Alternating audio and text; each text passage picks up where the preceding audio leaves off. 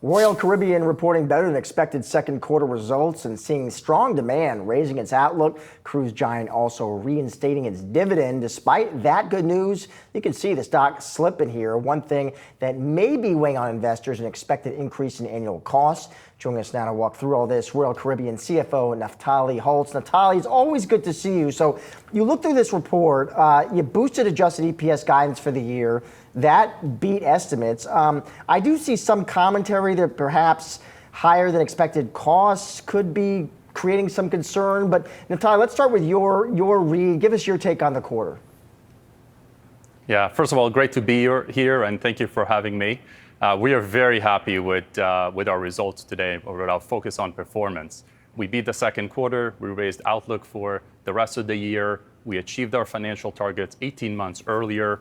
Our balance sheet in a very strong position, and we reinstated the dividend.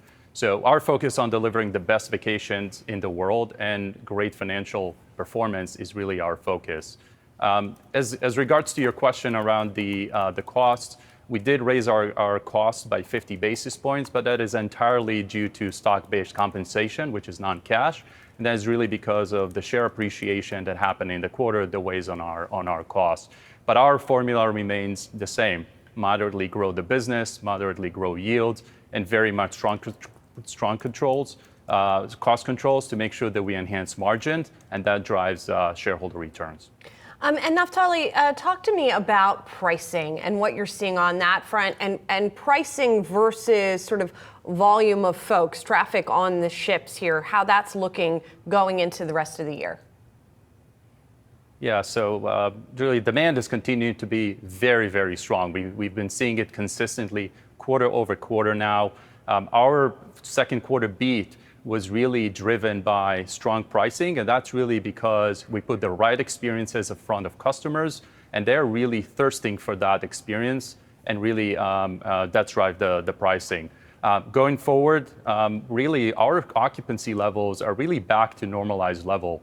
So all our increased guidance and really the strength we're seeing is about the pricing. And again, putting the right experiences on the ships, private destinations, on board, and really having the right commercial apparatus. It's what's driving us to bring more people to our ecosystem, really getting into the vacation and staying there and coming back to us again and again.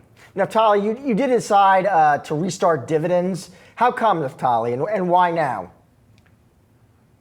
Yeah, so as I said before, when 2 years ago we had a financial program that really was focused on getting us back to what we call base camp, and really focusing on making sure that we recover our margins and really strengthen the balance sheet. And today we've achieved that. We've achieved trifecta. That's our financial program. 18 months earlier, our leverage now is below 3.5 times, way within the target leverage that we have for the company.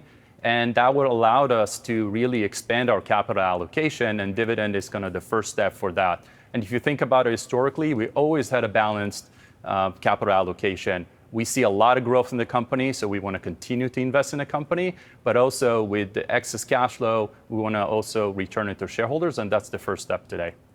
Naftali, I have to say, I mean, the numbers looked pretty good. You sound quite optimistic.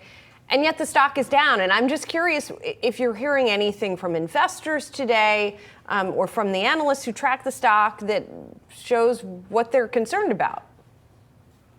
Yeah, I think we're all trying to understand a little bit what it is. But honestly, we're just focused on performance, putting the right experience on of people and the customers, making sure we're delivering that with strong financial performance is really what we believe we first control, but also will drive shareholder return.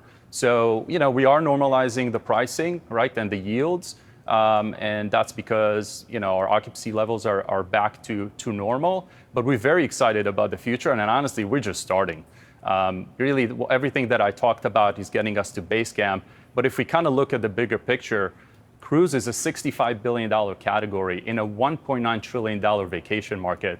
We think we have a great opportunity to continue to win share with the consumer and do it for the next several years. And so for that, we're very excited. And we're going to do that with our proven formula, modestly grow our fleet, modestly grow our yield, and very strong cost control to enhance margin and really drive shareholder return. Naftali, great to see you. Thanks so much for joining us to talk us through the quarter. Appreciate it. Thank you.